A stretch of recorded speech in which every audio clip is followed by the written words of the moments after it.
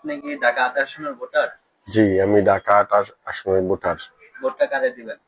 আমরা শুধু আমি না, আমার পরিবার এবং আমার বন্ধু বান্ধব সবাই আমরা নাসিরউদ্দিন পাটোয়ারিকে ভোট দিব। মির্জা আব্বাস কেন না? মির্জা আব্বাস সন্ত্রাসী, চাঁদাবাজ। ঢাকা শহরের সবচেয়ে বড় গডফাদার মির্জা আব্বাস, এটা সবাই জানে। এই গুলিস্তান, শাহবাগ হইতে ধরে এই এলাকার সব এলাকার মতিঝিল, শাহজাহানপুর সব জায়গায় সে চাঁদাবাজি করে।